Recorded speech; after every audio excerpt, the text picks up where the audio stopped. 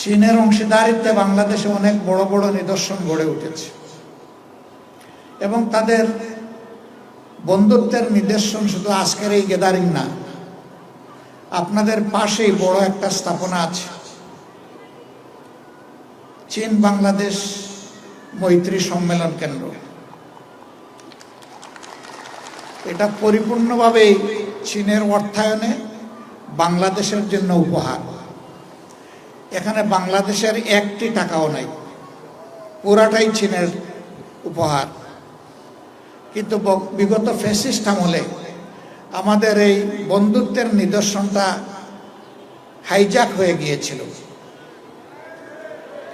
তারা এই হলটার নাম পাল্টিয়ে তাদের বাপের নাম এখানে লিখে দিয়েছিল।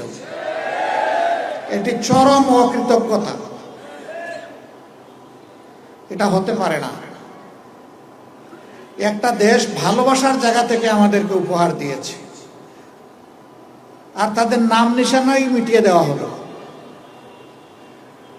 শুধু এক্ষেত্রেই তারা এটা করেননি, সারা বাংলাদেশকেই তারা এইভাবে দখল করে নিয়েছিলেন। চীনের আমার প্রিয় বন্ধুগণ,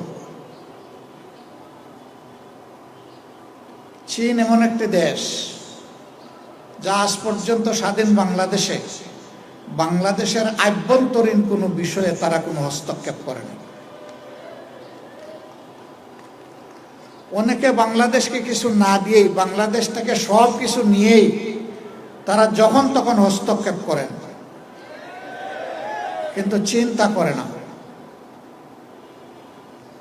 চীন অবিরত বন্ধুর পরিচয় দিয়েই চলেছে।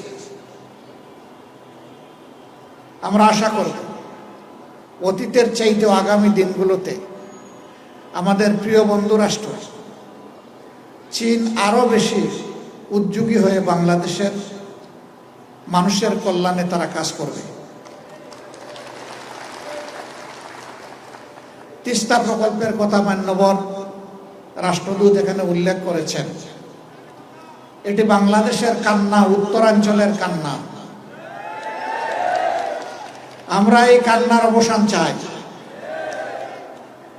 কিন্তু অতীতে এটা কেন বাস্তবায়ন হয় নাই এটা সবাই বুঝে, শিশুও বুঝে।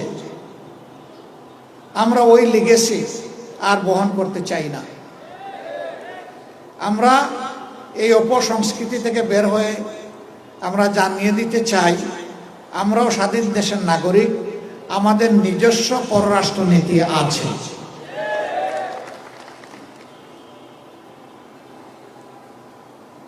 আমরা এই প্রকল্পকে শুধু সাপোর্ট করব না, এই প্রকল্প বাস্তবায়নে যদি আমাদের কিছু করার থাকে সেইটাও করব।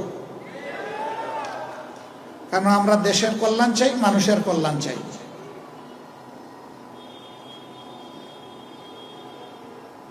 চায় না শুধু এই ক্ষেত্রে না, ইতিমধ্যে শুনেছেন 1000 বেডের 2টা হাসপাতাল করার সিদ্ধান্ত তারা নিয়েছে। এর পাশাপাশি ঢাকা বিশ্ববিদ্যালয় স্টুডেন্টদের জন্য বিশাল একটা হল নির্মাণ করে দেওয়ার ঘোষণা এবং বাজেট ইতিমধ্যে তারা বরাদ্দ করেছে। এগুলোই তো বন্ধুত্বের নিদর্শন। তারা কথায় চিড়া ভিজাতে চান না, তারা দুধ দিয়ে চিড়া ভিজে দেখিয়েছেন চিড়া এইভাবে ভিজাতে হয়। আমরা আশা করব আমাদের অন্যান্য বন্ধু রাষ্ট্র এইভাবে এগিয়ে আসবে এবং যার যার কর্মকাণ্ডই প্রমাণ করবে কে আমাদের সত্যিকারের বন্ধু। আমরা সারা দুনিয়ার সমস্ত দেশের সাথে বন্ধুত্বপূর্ণ সম্পর্ক আমরা রক্ষা করতে চাই,